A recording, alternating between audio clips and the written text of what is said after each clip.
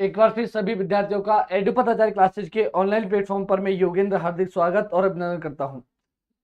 तो प्यारे साथियों, जल्दी से आ जाइएगा। इसके बाद हमारी क्लास को हम यहाँ से कंटिन्यू करते हैं। चलो जी, एक बार क्लास को शेयर कर दी जाए ताकि और भी साथी आ जाए। SMS बाबू, श्रुति जी, GDB जी, निक्की जी, महेंद्र जी, सभी का वेलकम है। एक बार क्लास को शेयर कर दें ताकि और साथी भी आ जाए। तो जल्दी से एक बार शेयर करें पहले, ठीक है। ग्रुप्स में अपने अपने जिनके पास ग्रुप्स हैं वो अपने अपने ग्रुप्स में शेयर कर दें जल्दी से। शाबाश। फिर हम बात करेंगे हमारे टॉपिक्स की जिनके बारे में हम लगातार चर्चा कर रहे हैं, यानी कि राजस्थान जीके के चारों सब्जेक्ट जो हैं उनकी ही चर्चा करने वाले हैं।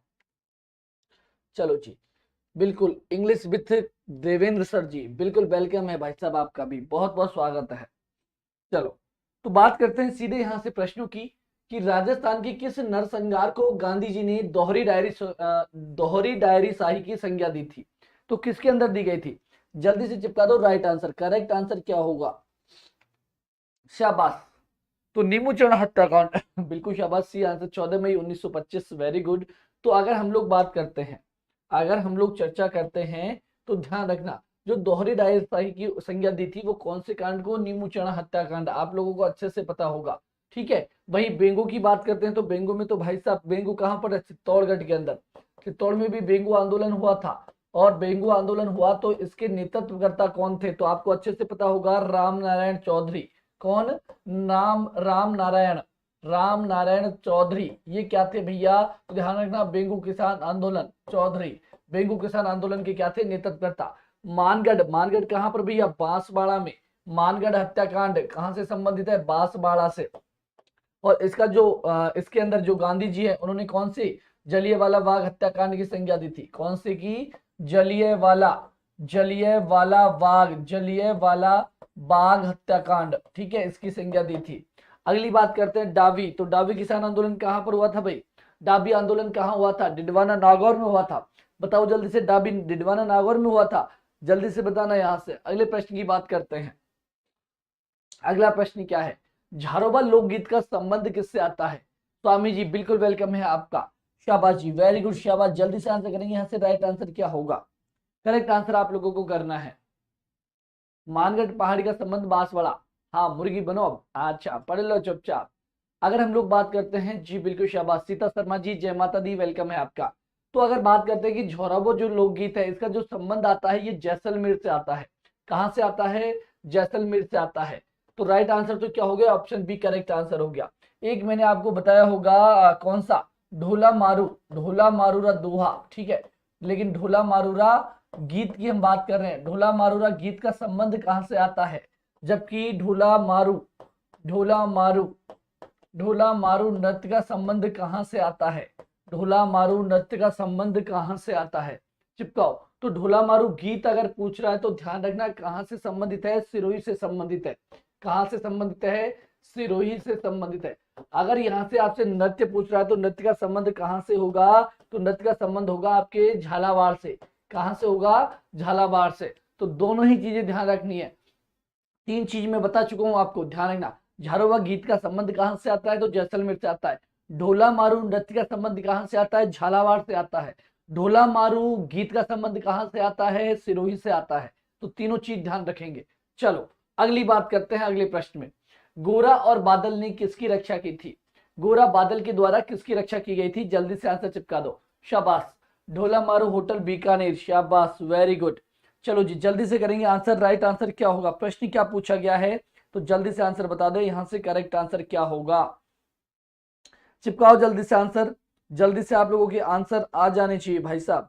चलो जी, यहां पे भी चले जाओ। इसके अलावा चलो, इसके अलावा जल्दी से बात करेंगे हम लोग। करेक्ट आंसर क्या होगा? करेक्ट आंसर क्या होगा? शाबाश जी, जल्दी से आंसर चिपकाओ। जल्दी से आंसर चिपका दीजिएगा यहाँ से। राइट आंसर क्या होगा? जल्दी से। जी के लाइव क्लास, चलो जी चलो, जल्दी से आ जाओ लाइव क्लास। हाँ जी, यहाँ पर भी हो गई है शेयर, और यहाँ पर भी एक बार कर दें, और साथ ही जिसको आना होगा वो आ जाएंगे। जी के लाइव क्लास, चलो जी। तो यहाँ से आपसे प्रश्न पूछा गया है। प्रश्न क्या हुआ है, क्या पूछा है प्रश्न ने, अच्छे से देख लीजिएगा एक बार। जी बिल्कुल, रानी पद्मिनी आंसर आ रहा है। स्वामी जी बिल्कुल शाबाश। श्रुति जी वेरी गुड, शाबाश। तो यहाँ से प्रश्न पूछा है किसके संबंध में, किसके संबंध में पूछा है, तो यहाँ से प्रश्न पूछा है गोरा बादल के संबंध में। तो गोरा बादल का जो संबंध आता है वो कहाँ से आता है, तो ध्यान रखना किससे आता है, रानी पद्मिनी की इन्होंने रक्षा की थी।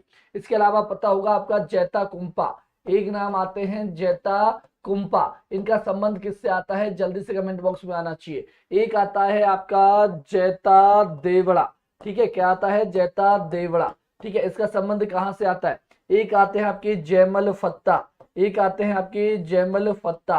तो ध्यान रखना अगर जयमल फत्ता पूछे तो जयमल फत्ता का संबंध किससे आता है भाई, तो जयमल फत्ता का संबंध आता है उदय सिंह से, किससे आता है, उदय सिंह से आता है।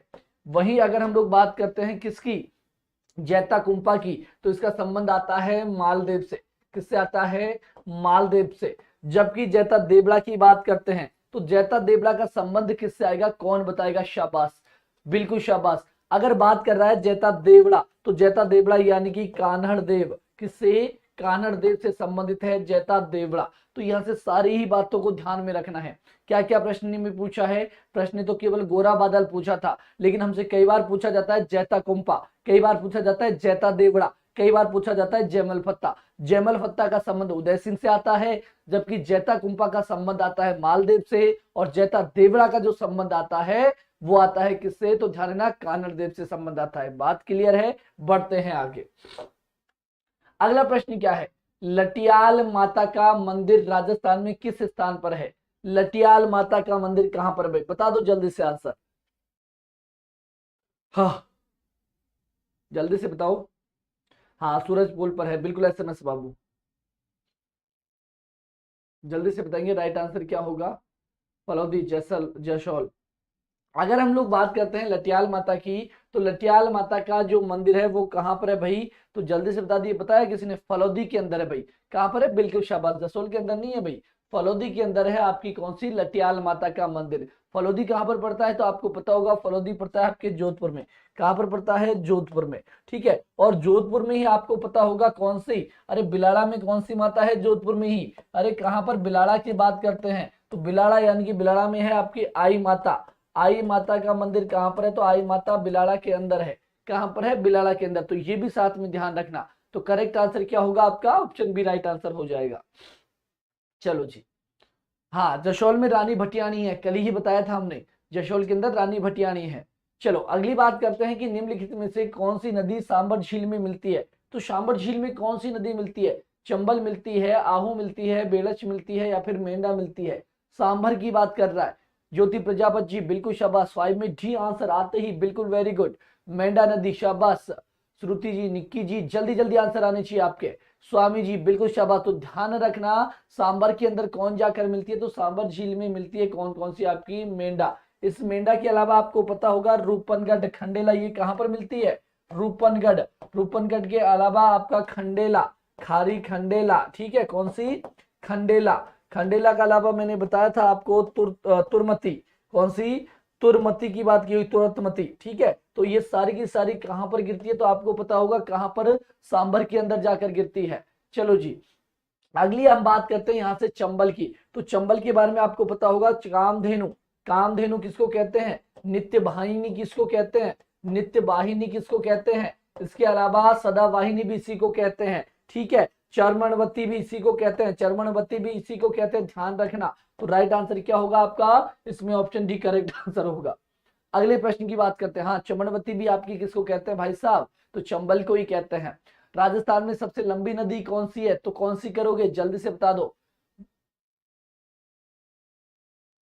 क्या है ये, अच्छा ट्रिक बता रहे हो। चलो जी, अगला प्रश्न है कि अलाउद्दीन का सेना नायक जो रणथंबोर अभियान के दौरान मारा गया था, कौन सा, अरे भैया आपके कहां पर, रणथंबोर के अंतर्गत हुआ था ना सर, कौन सा, पहला शाखा 1301 ईस्वी। तो ये तो प्रश्न कर रहा है कि अलाउद्दीन का सेना नायक कौन था जो रणथंबोर अभियान के दौरान मारा गया था। तो दो आए थे यहाँ पर, कौन कौन आया था, नुसरत खां आया था, उल्गू खां आया था, लेकिन जाते समय एक ही गया, कौन मारा गया, नुसरत खां मारा गया। तो ध्यान रखना राइट आंसर क्या होगा, ऑप्शन बी करेक्ट आंसर होगा। अगर आपसे पूछ लिया जाए राजस्थान का, अगर पूछ लिया जाए राजस्थान का प्रथम शाखा, राजस्थान का प्रथम शाखा, तो कर देना राजस्थान का प्रथम शाखा कहां पर हुआ था भाई साहब, तो ध्यान रखना कहां पर हुआ था, रणथंभौर में। कब हुआ था, 1301 ईस्वी में। ठीक है, चलो जी आगे की बात करते हैं अगले प्रश्न में। अगला प्रश्न क्या है कि निम्नलिखित में से किसे राजस्थान के कबीर के नाम से जाना जाता है। तो राजस्थान का कबीर किससे जाना जाता है, राजस्थान में बहने वाली बड़ी नदी है। हाँ जी शाबाश, 1301 1303 चित्तौड़गढ़, शाबाश बिल्कुल सही कहा। ठीक है, चित्तौड़ में पहला शाखा, राजस्थान का दूसरा शाखा 1303 चित्तौड़गढ़। चलो अगर यहां से बात करते हैं तो राजस्थान का जो कबीर कहा जाता है वो बिल्कुल किसको कहा जाता है, दादू दयाल जी को कहा जाता है। किसको कहा जाता है, दादू दयाल जी को कहा जाता है। ठीक है, और इन्हीं के द्वारा आपको पता होगा 1574 ईस्वी में, 1574 ईस्वी में दादू पंथ की क्या की गई थी, दादू दयाल पंथ की स्थापना की गई थी। दादू दयाल पंथ की जो स्थापना की थी वो कब की थी, तो ध्यान रखना 1574 ईस्वी में की थी। आपको पता होगा दादू पंथी के लोग, दादू पंथी के लोग शादी नहीं करते, क्या नहीं करते, विवाह नहीं करते, क्या रहते हैं भाई साहब, ऐसे ही रहते हैं, शादी नहीं करते। लेकिन पूछ लिया जाए कि दादू दयाल जी की शादी हुई कि नहीं हुई, तो ध्यान रखना दादू दयाल जी विवाहित थे। अगर पूछ ले आपसे कि दादू पंथ के जो लोग हैं वो सबों को जलाते नहीं है, सबों को क्या करते हैं, तो ध्यान रखना सबों को पशु पक्षियों के लिए, सबों को पशु पक्षियों के लिए खाने के लिए छोड़ देते हैं। पशु पक्षियों को खाने के लिए, पशु पक्षियों को खाने के लिए, किसके लिए, खाने के लिए क्या करते हैं, छोड़ देते हैं। चलो हाँ जी बिल्कुल शाबाश, जंगल में छोड़ देते हैं, खुली जगह पर छोड़ देते हैं। हाँ ठीक है, अगली बात करते हैं। अगला प्रश्न क्या है, माही बजाज सागर परियोजना किन राज्यों की संयुक्त परियोजना है। करो जल्दी से आंसर भाई साहब, आज चिल्लाने लायक बस की नहीं है। चलो जल्दी से बता दो, राइट राइट आंसर, शाबाश, फटाफट फटाफट फटाफट। ज्योति प्रजापत जी, सीता शर्मा जी, बिल्कुल वेरी गुड। चलो जी शाबाश। अगर बात करते हैं माही बजाज सागर परियोजना की, तो ध्यान में किस किस की है, राजस्थान और गुजरात की आती है। शाबाश, दो आंसर है इसमें भी, बी और सी राइट आंसर। ठीक है, B and C right answer दोनों ही क्या होंगे, करेक्ट आंसर होंगे। राजस्थान और गुजरात की। अगर पूछ ले राजस्थान का हिस्सा कितना आता है, तो राजस्थान का हिस्सा आता है 45%, बिल्कुल जी। ठीक है, तो राजस्थान का हिस्सा आता है 45%। बचा कुचा किसका आएगा, गुजरात का आएगा। तो राइट आंसर ये भी होगा, राइट आंसर ये भी होगा। अगर मैं पूछ लूं चंबल जो परियोजना है आपकी, चंबल परियोजना में राजस्थान का कितना हिस्सा आता है, जल्दी से बताइए यहाँ से कमेंट बॉक्स में। नमनेरा बांध किस तहसील में पड़ता है, नमनेरा जो बांध पड़ता है ये किस तहसील में पड़ता है, जल्दी से बता दो एक बार। नमनेरा जो बांध पड़ता है आपकी किस तहसील में पड़ता है, चिपकाओ जल्दी से आंसर। 50-50 बिल्कुल, चंबल जो परियोजना है वो 50-50 है, ध्यान रखना 50-50 है चंबल। अगर पूछे सीता जी दिगोद के अंदर मुर्गा बनाऊंगा, राधे राधे जी वेलकम है। चलो अगर यहां से पूछे आप लोगों से कि नवनेरा जो बांध है ये किस तहसील में पड़ता है, तो दिगोद तहसील में पड़ता है। कहां पर पड़ता है, पीपलोद कौन कर रहा है, श्रुति जी को खड़ा करो। ठीक है, कौन सी तहसील में, दिगोद तहसील में पड़ता है। तो राइट आंसर क्या होगा यहाँ पर, ऑप्शन सी करेक्ट आंसर होगा। अगर पूछ ले नवनेरा जो बांध है, नवनेरा बांध किस नदी पर है, किस नदी पर है, तो अगर नदी पूछ ले तो काली सिंध नदी। कौन सी, काली सिंध नदी। कौन सी नदी, काली सिंध नदी। कौन सी नदी, काली सिंध नदी। और ये काली सिंध नदी कहां पर पड़ती है आपके, तो ध्यान है ना कोटा के अंदर। तो दिगोद भी कहां पर है, कोटा में। अगर पूछ ले नवनेरा बांध कहां है, तो दिगोद कोटा के अंदर है। क्लियर बात। चलो चलो अगली बात करते हैं अगले प्रश्न में। हाँ जी, अगला प्रश्न क्या है आपका, राजस्थान के रेतीले शुष्क मैदान तथा अर्ध शुष्क संक्रमणकालीन मैदान को कौन सी संवर्षा रेखा अलग करती है। ये दो प्रश्न पूछे जाते हैं, एक तो 50 सेंटीमीटर से पूछा जाता है, एक 25 सेंटीमीटर से पूछा जाता है। तो कब हमें 25 सेंटीमीटर करना है और कब हमें 50 सेंटीमीटर करना है।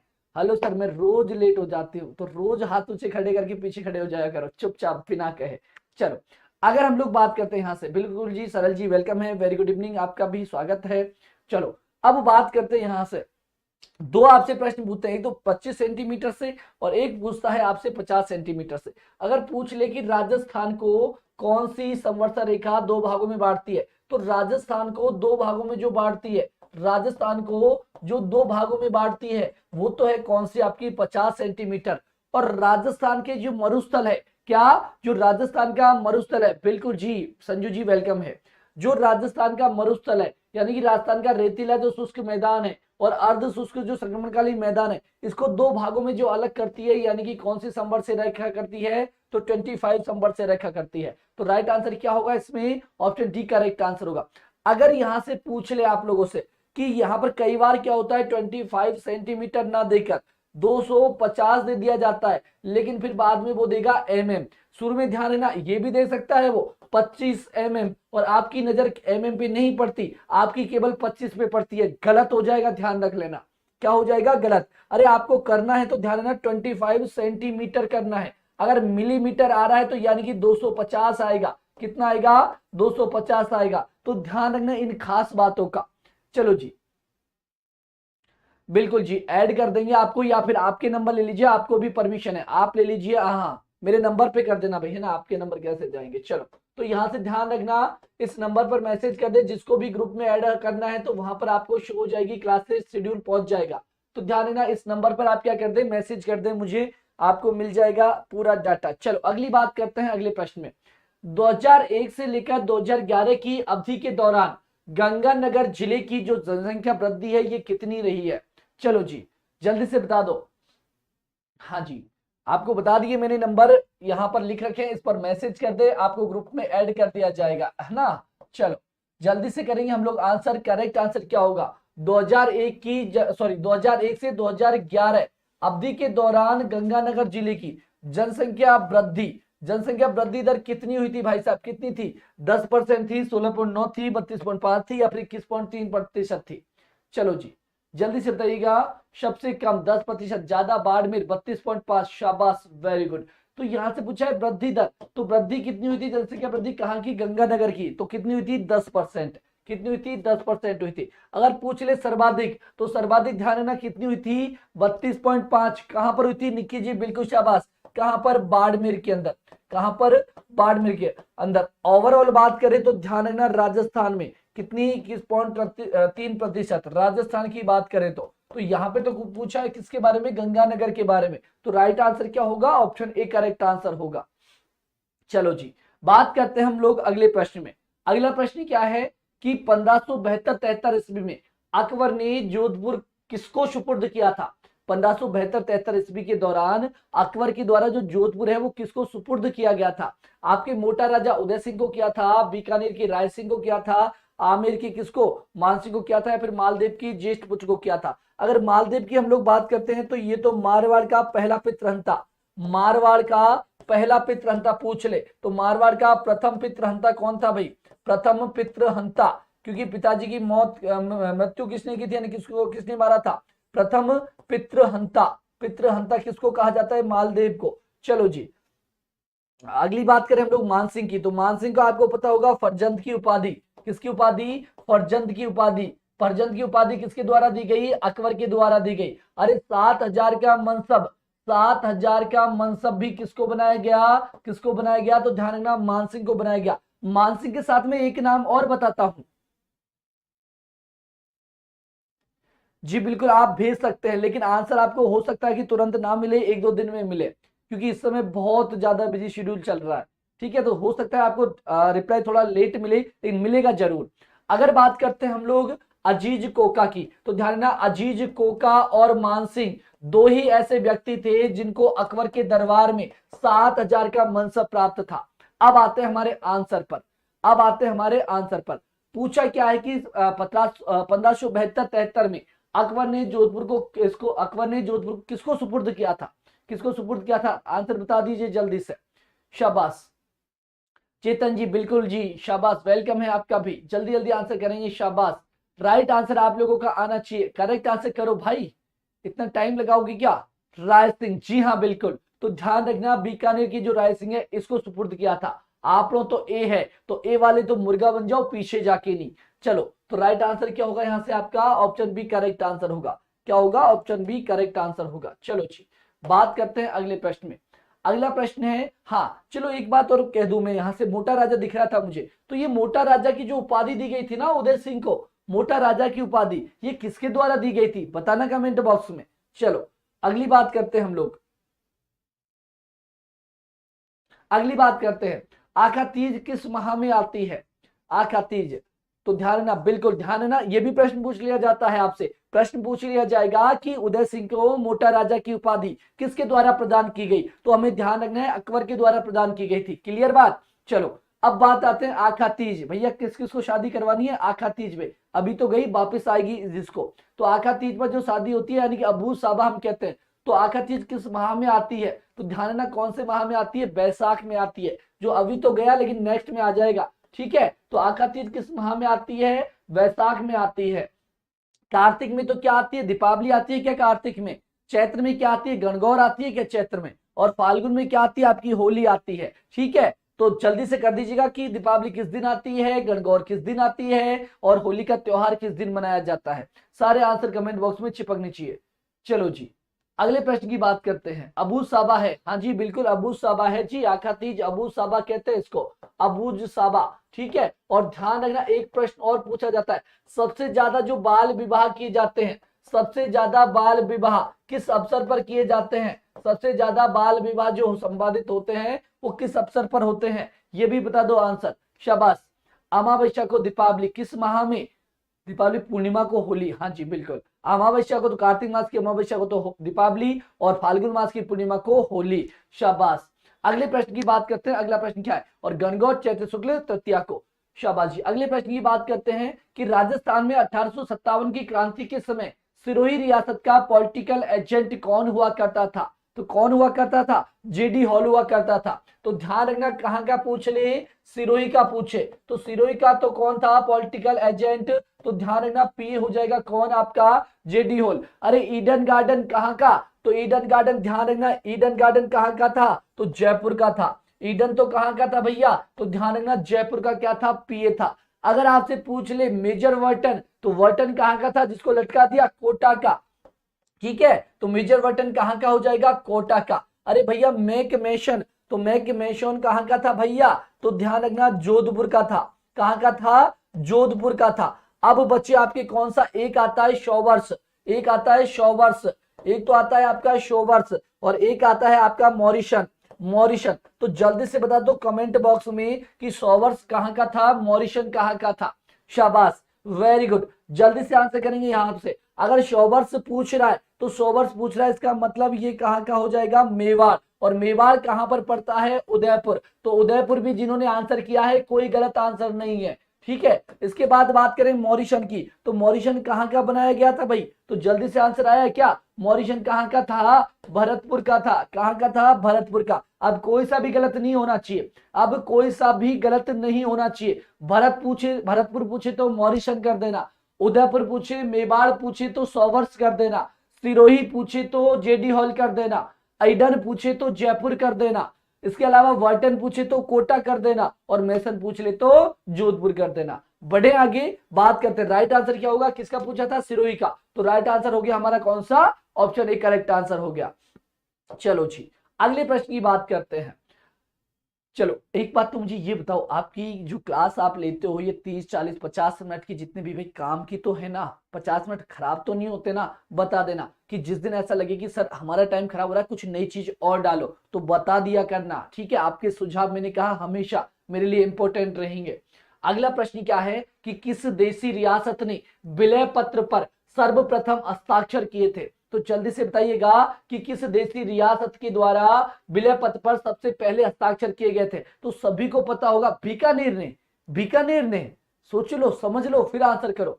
चलो जी मैं एसआई की तैयारी, ज्योति जी बिल्कुल एसआई के लिए अलग से मैं जीके वाला जो सिलेबस है उसका थ्योरी वाला प्लान कर रहा हूं जल्दी से, बिल्कुल नाम मात्र फीस के ऊपर, बिल्कुल नाम मात्र, संडे के दिन यही काम किया जाएगा, ठीक है। आपका अगर सुझाव मेरा रहेगा इवेंट करूंगा उसके अंदर आप देखना, अगर आपको ठीक लगे तो बताना मुझे, इसके बाद ही उस पर हम क्या करेंगे आगे काम करेंगे। चलो जी शार्दुल सिंह सिग्नेचर करने वाला बीकानेर का, जी हाँ। अगर पूछ ले कि सबसे पहले विलय पत्र पर जो हस्ताक्षर किए गए थे वो किसके द्वारा किए गए थे, तो सभी को पता है बीकानेर का शासक था कौन, शार्दुल सिंह। कौन था, शार्दुल सिंह था बीकानेर का, शार्दुल सिंह। अगर पूछ ले सबसे अंत में किसके द्वारा किए गए थे, सबसे अंत में करने वाला कौन था, तो लास्ट में करने वाला कौन था भाई साहब, कौन सी रियासत थी, धौलपुर। और धौलपुर के अंदर तो कौन था, उदयभान सिंह। कौन था, उदयभान सिंह कहां का था, धौलपुर का ही था ना, तो ध्यान देना अगर नाम भी पूछ ले तो। इसके अलावा और क्या पूछ सकता है आपसे, और क्या पूछेगा, अगर पूछ ले सबसे प्राचीन रियासत कौन सी है, अगर पूछ ले आपसे सबसे प्राचीन रियासत कौन सी है, सबसे प्राचीन रियासत के बारे में पूछे कि सबसे प्राचीन रियासत कौन सी है, तो क्या करोगे? अगर पूछ ले सबसे नवीन रियासत कौन सी है, नवीन रियासत कौन सी है, तो जल्दी से बता दो ना, इजी इजी आंसर है। अगर प्राचीन पूछी तो कौन सी हो जाएगी? अरे मेवाड़ रियासत होगी। कौन सी होगी? मेवाड़ रियासत होगी। अगर सबसे नवीन पूछ रहा है तो कौन सी करोगे? झालावाड़ करोगे। कौन सी करोगे? झालावाड़ करोगे। ठीक है सर, कर देंगे। अगर पूछ लिया जाए आपसे सबसे बड़ी रियासत कौन सी है, सबसे बड़ी रियासत कौन सी है, सबसे बड़ी रियासत, और पूछ लिया जाए आपसे सबसे छोटी रियासत कौन सी है, सबसे छोटी रियासत, तो जल्दी से कमेंट बॉक्स में छापना इसका आंसर। अगले प्रश्न पे चलते हैं। ठीक लगा दिया क्या? हाँ, अगला प्रश्न क्या है हमारा? शाबाश, जोधपुर सबसे बड़ी है। शाबाश, वेरी गुड, यानी कि मारवाड़ हम कह सकते हैं, मारवाड़ सबसे बड़ी है। शाबाश। सबसे छोटी कौन सी है? छोटी भी बताएं साथ में। निम्न में से राजस्थान के किस पहाड़ी किले को यूनेस्को के विश्व धरोहर में शामिल नहीं किया गया है? कौन से को शामिल नहीं किया है, तो ये आपको बताना है। जल्दी से बता दीजिए कौन से को। शाहपुरा, बिल्कुल जी हाँ, सही है, शाहपुरा। अगर पूछ ले जनसंख्या की दृष्टि से, ये तो छोटी बड़ी कहा है हमने, अब पूछ ले जनसंख्या की दृष्टि से, ये तो किसके? क्षेत्रफल की दृष्टि से कही है। अगर पूछ ले जनसंख्या की दृष्टि से सबसे बड़ी रियासत कौन सी थी, तो क्या करोगे? चलो अगला प्रश्न क्या है? शाबाश, कोटा। चलो जी बताऊंगा, अभी कान के नीचे दूंगा। कोटा जनसंख्या की दृष्टि से। अगला प्रश्न हमारा कि निम्नलिखित में से राजस्थान के किस पहाड़ी किले को यूनेस्को के विश्व धरोहर स्थल में शामिल नहीं किया गया? तो आपको पता है रणथंभौर शामिल है, चित्तौड़गढ़ शामिल है, कुंभलगढ़ शामिल है, तीन तो ये शामिल है। इसके अलावा तीन और शामिल है। कौन कौन शामिल है? कमेंट बॉक्स में चिपका दो। ठीक है, कौन सा नहीं है? अरे तारागढ़ नहीं है। तारागढ़ की बात करें तो तारागढ़ का किला एक तो कहां पर है? बूंदी में है। एक तो तारागढ़ बूंदी में है, एक तारागढ़ अजमेर में है। कहां पर है? अजमेर में। और ये तारागढ़ बूंदी के बारे में हर बार पूछता है कि तारागढ़ बूंदी के अंतर्गत जो किला है, इसका निर्माण किसके द्वारा किया गया? चीकू, गाजर, आम। फिर तो याद है, बताने की जरूरत ही नहीं है। तो राइट आंसर क्या हो जाएगा यहाँ पर? ऑप्शन सी करेक्ट आंसर होगा। चलो जी बढ़ते हैं फिर आगे अगले प्रश्न में। जोधपुर के जसवंत थड़ा का निर्माता कौन है? जोधपुर के अंदर जो जसवंत का थड़ा है, हाँ जी, बैर सिंह, बिल्कुल जी। ये कई बार प्रश्न पूछता है, ध्यान रखना। हर बार आपकी पिछले एग्जाम में भी आया था एलडीसी के अंतर्गत। बिल्कुल जी, कटारिया जी बिल्कुल वेलकम है। प्रश्न आपसे पूछा जाता है कि तारागढ़ बूंदी के जो दुर्ग है, इसका निर्माण किसके द्वारा किया गया? तो ध्यान रखना, वैर सिंह के द्वारा किया गया। चलो जी अगली बात करते हैं कि जोधपुर के जसवंत थड़ा का जो निर्माता है ये कौन है? तो ध्यान ना, ये निर्माता कौन है भाई? बता दिया क्या आंसर? बिल्कुल जी हाँ। तो राइट आंसर क्या हो जाएगा आपका? महाराजा सरदार सिंह। कौन होगा? महाराजा सरदार सिंह। चलो जी, यहां से पूछ लिया जाए राजस्थान का ताजमहल किसे कहा जाता है? राजस्थान का ताजमहल किसे कहा जाता है? राजस्थान का ताजमहल किसे कहते हैं? ठीक है, इसके अलावा अगर पूछ ले कि हाड़ौती का ताजमहल किसे कहते हैं? हाड़ौती का ताजमहल, हाड़ौती का ताजमहल किसे कहा जाता है? अगर कह दे आप लोगों से कहां का? कांठल का ताजमहल, कांठल का ताजमहल, कांठल का ताजमहल किसे कहा जाता है? आए क्या आंसर आप लोगों के? आए क्या आंसर? चलो जी शाबाश। अबली मिणी का महल कोटा के अंदर जो है, वो तो हाड़ौती का क्या कहलाता है? ताजमहल कहा जाता है। क्या कहा जाता है अबला मिणी के महल को? अबला मिणी के महल को ध्यान रखना, हाड़ौती का अबला मिणी का महल ध्यान रखना किसका कहा जाता है? तो ध्यान रखना, हाड़ौती का ताजमहल कहा जाता है। अगर आपसे पूछ ले राजस्थान का ताजमहल, तो राजस्थान का ताजमहल कह दो या मारवाड़ का ताजमहल कह दो। चाहे राजस्थान का ताजमहल कह दो या मारवाड़ का ताजमहल कह दो, किसको कहते हैं हम लोग? जसवंत के थड़े को कहते हैं। इसके अलावा कांठल का जो ताजमहल है, ये ध्यान रखना, जो काका जी की दरगाह है, काका जी की दरगाह है, काका जी की दरगाह, इसको हम कहते हैं क्या? कांठल का ताजमहल कहते हैं। ठीक है, आगे बात समझ में? तो राइट आंसर क्या होगा आपका? यहां से ऑप्शन बी करेक्ट आंसर हो जाएगा। बात करते हैं अगले प्रश्न की। अगले प्रश्न में बात करेंगे आगे की। चलो जी हाँ जी, तो ये सारी जो प्रश्न बता रहा हूं, ध्यान रखना, एक के साथ सारी बातें हमें ध्यान रखनी है। अगले प्रश्न की बात करते हैं कि किस बीकानेर नरेश ने मुगल सम्राट अकबर की अधीनता स्वीकार की थी? यानी कि कौन सा बीकानेर का नरेश था जिसने किसकी? अकबर की क्या की थी? अधीनता स्वीकार की थी। कौन था? प्रतापगढ़ में। हाँ जी, चलो जी जल्दी से आंसर करेंगे। करेक्ट आंसर कौन था? तो आपका राव कल्याणमल था। कौन था? राव कल्याणमल। अरे जी बिल्कुल शाबाश, राइट आंसर क्या होगा? अरे यही राव कल्याणमल। ठीक है, चलो जी कलयुग का कर्ण, कलयुग का कर्ण किसे कहा जाता है? कलयुग का कर्ण, जल्दी से बताइएगा कि कलयुग का कर्ण, कलयुग का कर्ण किसे कहा गया है? कलयुग का कर्ण किसे कहा गया है? तो जल्दी से बता दीजिए। अगला प्रश्न क्या है आपका? शाबाश, लूण कर्ण को कहा गया है। शाबाश जी। चलो जी, अगला प्रश्न क्या है आपका कि निम्नलिखित में से कौन सी मारवाड़ शैली की उपशैली नहीं है? निम्न में से कौन सी शैली है मारवाड़ शैली की उपशैली नहीं है? यहां पर जो दिखाई दे रही है, जल्दी से बता दो राइट आंसर, करेक्ट आंसर, जल्दी से बताइएगा। शाबाश। अगर कल क्लास होगी तो मैं ग्रुप के अंदर आप लोगों को बता दूंगा भाई, ठीक है। अगर तबीयत ठीक ठाक रही तो 2 घंटे की क्लास हम लोग कल करेंगे। कुछ नए प्रश्न, कुछ करंट अफेयर्स के भी प्रश्न उसमें शामिल होंगे। पीडीएफ आपकी तैयार है। चलो जी, शाबाश। रवीना जी, एसएमएस जी, बीडी जी, रुशाल, क्या नाम है इनका, राहुल जी, बिल्कुल जी। अब बात करते हैं यहां से कि कौन सी मारवाड़ शैली की उपशैली नहीं है। तो कौन सी नहीं है? तो ध्यान रखना, देवगढ़ नहीं है। कौन सी नहीं है? देवगढ़ नहीं है। अरे देवगढ़ की बात करें तो देवगढ़ शैली को उजाले में लाने का श्रेय जो दिया जाता है वो किसे दिया जाता है? पता है क्या आपको? तो आपको पता होगा देवगढ़ शैली। अरे श्रीधर अंधारे को, ध्यान रखना, श्रीधर अंधारे को क्या कहा जाता है? इस शैली को उजाले में, प्रकाश में लाने का श्रेय। ठीक है, तो राइट आंसर क्या होगा? ऑप्शन सी करेक्ट आंसर होगा। अगले प्रश्न की बात करते हैं। अगला प्रश्न क्या है आपका? श्रीधर अंधारे। अगला प्रश्न है कि 12 कोटड़ी के नाम से प्रसिद्ध रियासत कौन सी रही है? 12 कोटड़ी के नाम से बता दो जल्दी से। 12 कोटड़ी। सर ऐसा है कि क्लास लगाओ जी, बिल्कुल जी, बैठ दीजिए। मैंने कहा संडे के दिन मैं यही प्लान करूंगा और मंडे के दिन एक इवेंट करूंगा, ठीक है। उसके अंदर बताना आपका क्या प्लान रहेगा। मैंने कहा था आपको इंडियन जीके वाला पोर्शन की थ्योरी तो मैं करवाऊंगा ही करवाऊंगा। इसके अलावा आपकी राजस्थान हिस्ट्री, इसके अलावा राजस्थान आर्ट एंड कल्चर, ठीक है, ये भी पोर्शन में करवाने वाला हूं एप्लीकेशन के ऊपर, क्योंकि यूट्यूब पे हम लोग केवल क्वेश्चंस की प्रैक्टिस करेंगे। थ्योरी की जो क्लास है हम लोग एप्लीकेशन के ऊपर करने वाले हैं। आप लोगों को इतनी मैं गारंटी देता हूं कि जितना मैं आपको पढ़ाऊंगा, ठीक है, जितना पढ़ाऊंगा वो बिल्कुल उसी क्लास के अंदर याद भी करवाऊंगा। साथ के साथ में हम इतना पढ़े जितना कम से कम याद रहे, वो एप्लीकेशन पे बात करेंगे। चलो जी, 12 कोटड़ी के नाम से जो प्रसिद्ध रियासत रही है वो कौन सी रही है भैया? आपकी आमेर रही है। कौन सी रही है? आपकी आमेर। तो राइट आंसर यहां से क्या हो जाएगा आपका? ऑप्शन ए करेक्ट आंसर होगा।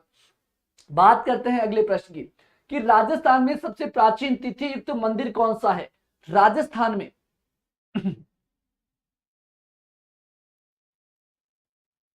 क्या कह रहे हो इसमें? नहीं, गलत टाइप, बिकॉज 12 कोटड़ी, हाँ तो 12 कोटड़ी तो है। तो ये क्या कह रहा है प्रश्न? 12 कोटड़ी के नाम से प्रसिद्ध रियासत, अच्छा रियासत नहीं, तो रियासत तो नहीं है। कौन सी रही है? आमिर से संबंधित रही है, ठीक है। 12 कोटड़ी का संबंध आमिर से तो आता है। अगली बात करते हैं। अगला प्रश्न क्या है आपका? अगला प्रश्न क्या है? राजस्थान में सबसे प्राचीन तिथि युक्त मंदिर कौन सा है? तिथि युक्त मंदिर कौन सा है? तो जल्दी से बताएंगे यहां से, तिथि युक्त मंदिर कौन सा है? तो यहां पर सबसे प्राचीन की बात कर रहा है, तो आपका कौन सा हो जाएगा? शीतलेश्वर मंदिर, जो झालरापाटन के अंतर्गत है। ये तिथि युक्त सबसे प्राचीन मंदिर माना जाता है। तो राइट आंसर क्या होगा? ऑप्शन बी करेक्ट आंसर होगा, ठीक है। राइट आंसर क्या होगा यहां से? ऑप्शन बी आपका करेक्ट आंसर हो जाएगा। शीतलेश्वर मंदिर जो कि झालरापाटन में, ये सबसे पुराना माना जाता है। निम्नलिखित में से कौन सा सुमेलित नहीं है? जांगल प्रदेश है, उसकी राजधानी अहिच्छत्रपुर रही है। सीबी की राजधानी मध्यमिका रही है। मत्स्य जनपद की राजधानी भरतपुर रही है। और सुरसेन की राजधानी आपकी मथुरा रही है। तो यहां से दिखाई दे रहा है क्या? तो राइट आंसर तो आपको नजर आ ही गया होगा। करेक्ट आंसर क्या होगा यहां से? स्पष्ट हमें दिखाई दे रहा है। रितु जी बिल्कुल, निक्की जी शाबाश। तो राइट आंसर क्या होगा? अरे भैया मत्स्य क्या कह रहा है? फिर भी गलत है। अगर मत्स्य संघ कहता तो भी कौन सी होती? मत्स्य संघ की राजधानी क्या थी भैया? मत्स्य संघ की राजधानी क्या थी? तो मत्स्य संघ की राजधानी क्या थी? जल्दी से बता दो। अलवर थी, भरतपुर थी। अगर बात करते किसकी? जनपद की, यानी कि मत्स्य जनपद कहा तो जनपद की राजधानी क्या हुआ करती थी? विराटनगर हुआ करती थी। क्या हुआ करती थी? विराटनगर, ठीक है। अगर क्या पूछा जाए यहां से, अगर संघ पूछा जाए, तो संघ पूछ रहा है तो संघ में राजधानी कौन सी हो जाएगी? अलवर। जबकि पूछा जाए कि मत्स्य संघ का उद्घाटन कहां पर किया गया, तो भरतपुर में तो क्या हुआ था? उद्घाटन हुआ था। भरतपुर में उद्घाटन हुआ था मत्स्य संघ का, जबकि इसकी राजधानी कौन सी थी? अलवर थी। उद्घाटन किसके द्वारा किया गया? किसके द्वारा? गॉडगिल के द्वारा। अगर पूछ ले आपसे इसका प्रधानमंत्री कौन था, तो प्रधानमंत्री का नाम कमेंट बॉक्स में छाप दो। अगला प्रश्न क्या है? राइट आंसर क्या होगा इसमें? Option C correct answer. अगला प्रश्न है हमारा कि राजस्थान राज्य परिवहन निगम की स्थापना, राजस्थान राज्य परिवहन निगम की स्थापना ये कब की गई थी? वर्मा जी, प्रधानमंत्री की बात कर रहे हैं हम SMS बाबू, प्रधानमंत्री की बात कर रहे हैं, शोभाराम कुमावत जी बिल्कुल।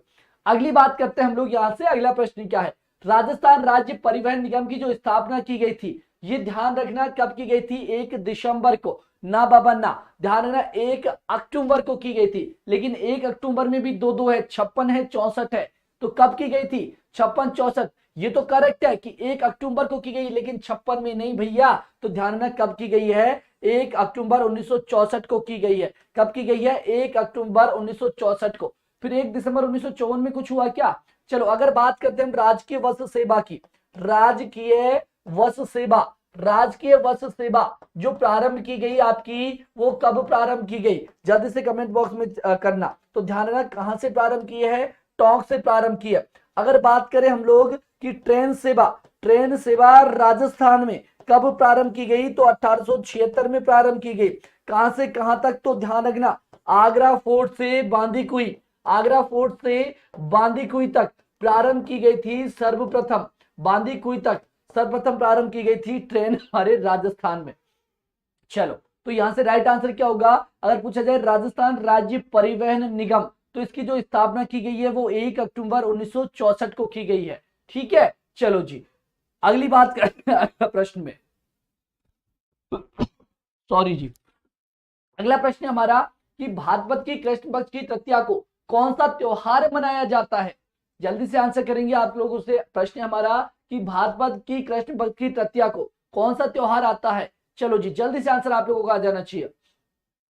चलो शाबाश, सी आंसर। सी में क्या है भाई? ए और वे दोनों।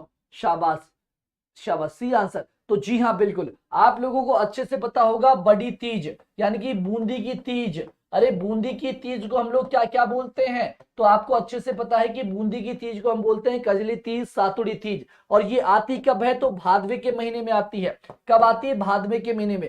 फिर जयपुर में भी तीज होती है, तो जयपुर की भी तो तीज प्रसिद्ध है। तो जयपुर की तीज कब आती है? तो ध्यान रखना श्रावण मास में। कब आती है? श्रावण मास में। तो श्रावण मास में आ रही है, तो श्रावण मास में आ रही है, तो ये कौन सा पक्ष होगा? से कौन सा बनता है? शुक्ल बनता है। तो कभी कंफ्यूजन नहीं होगा। ठीक है, तो ध्यान है ना शुक्ल पक्ष में। यहाँ पर कभी गड़बड़ होती है हमारे की कृष्ण पक्ष होगा शुक्ल, तो से श्रावण स्टार्ट हो रहा है, से शुक्ल स्टार्ट होता है। तो ध्यान है ना श्रावण मास की शुक्ल पक्ष की तीज को यानी कि तृतीया को कौन सी तीज आती है? आपकी छोटी तीज जिसे कहते हैं। वो कहाँ की प्रसिद्ध है? आपके जयपुर की प्रसिद्ध है। अगले प्रश्न पे चलते हैं। राइट आंसर क्या होगा? ऑप्शन सी करेक्ट आंसर होगा। इनमें से कौन सी नदी बनास नदी की सहायक नदी नहीं है? कौन सी नदी है जो बनास नदी की सहायक नदी नहीं है यहां पर? चलो जी, सावन का महीना और आगे चलो आने वाला है। चलो जी जल्दी से बता दीजिए राइट आंसर क्या होगा। 25वें में डी आंसर मेनाल। कौन सी नदी है जो बनास नदी की सहायक नदी नहीं है? बनास नदी की सहायक नदी भैया पार्वती नहीं है। कौन सी नहीं है? अरे डट जाओ बाबाओ, पार्वती नहीं है, पार्वती। कौन सी नहीं है? पार्वती नहीं है। तो राइट आंसर क्या होगा आपका? ऑप्शन सी करेक्ट आंसर होगा। अगला है कि राजस्थान के किस अंचल को बांगर प्रदेश भी कहा जाता है? राजस्थान का कौन सा अंचल है जिसे बांगर प्रदेश भी कहा जाता है? बता दो जल्दी से आंसर। स्वामी जी, पार्वती जी बिल्कुल शाबाश। निक्की जी, शेखावटी शाबाश। नदी कोनी याद हो बे, कोशिश करेंगे याद करवाने की, कोई ना कोई जुगाड़ चेक जुगाड़ लगा के। चलो तो यहां से बात करते हैं हम लोग कि राजस्थान के किस अंचल को बांगर प्रदेश भी कहा जाता है? तो बांगर प्रदेश जो कहा जाता है आपके जो शेखावाटी अंचल है, इसको हम लोग क्या कहते हैं? बांगर प्रदेश कहते हैं। ठीक है, हाड़ौती अंचल को कुछ कहते हैं क्या? चलो जी अगली बात करें। हाड़ौती में तो कौन आते हैं आपके? कोटा, बूंदी, बारा। ठीक है, अगले प्रश्न की बात करते हैं। अगला प्रश्न है कि लाल लोमी मृदा पाई जाती है कहां पर? लाल लोमी मृदा पाई जाती है कौन सी जगह पे? जल्दी से। हाँ जी बिल्कुल जी, डूंगरपुर, बांसवाड़ा, बांगर, शेखावाटी। चलो जल्दी से बता दीजिए। शाबाश, राइट आंसर क्या होगा? बी आंसर आ रहा है। चलो शाबाश जी। तो लाल लोमी मृदा जो आपकी पाई जाती है डूंगरपुर, उदयपुर जिलों के मध्य में पाई जाती है। तो यहां से करेक्ट आंसर क्या हो जाएगा आपका? ऑप्शन बी करेक्ट आंसर होगा। अलवर, भरतपुर, दौसा में तो जलोढ़ मिट्टी मिलती है लगभग। ठीक है, चलो जी। इधर कोटा, बारा की बात करते हैं तो मध्यम काली मिलती है। जैसलमेर, जोधपुर की बात करते हैं तो यहाँ पर लगभग बलुई जो आपकी कौन सी रेगिस्तानी मिट्टी है वो मिलती है। अगले प्रश्न की बात करते हैं। अगला प्रश्न क्या है? राजस्थान में सबसे कम वन क्षेत्र वाला जिला, सबसे कम वन क्षेत्र वाला जिला पूछा है, जल्दी से बता दो राइट आंसर। सबसे कम, सबसे ज्यादा पूछता तो उदयपुर हो जाता, कोई गलत बात थी नहीं, ठीक है। सबसे ज्यादा पूछता, सर्वाधिक पूछता तो सर्वाधिक में तो हम लोग क्या कर देते, सर्वाधिक में तो हम लोग उदयपुर कर देते, क्या कर देते, उदयपुर। लेकिन यहां पर तो सबसे कम पूछा है, तो सबसे कम तो कहां पर है, चूरू के अंदर है। कहां पर है, चूरू के अंदर है, यानी कि राइट आंसर क्या हो जाएगा यहां से, ऑप्शन डी करेक्ट आंसर होगा। ग्रीन मुनिया नाम की चिड़िया कहां मिलती है, तो ग्रीन मुनिया चिड़िया कहां पर मिलती है भाई बता दो, बिल्कुल इजी क्वेश्चन है, वरुण जी। अरे भैया ध्यान रखना, समय का ध्यान रखा करो, हमें कितने बजे आना है, रात को 8 बजे, सोमवार से शनिवार रात 8 बजे ये एपिसोड चलता रहता है, ठीक है। सदाबहार क्लास है हमारी राजस्थान जीके के लिए, शाम को रात 8 बजे कंटिन्यू नॉन स्टॉप क्लास चलती है, ठीक है, 8 से 9 बजे तक हमेशा चलती रहेगी, कभी बंद नहीं होने वाली क्लास है।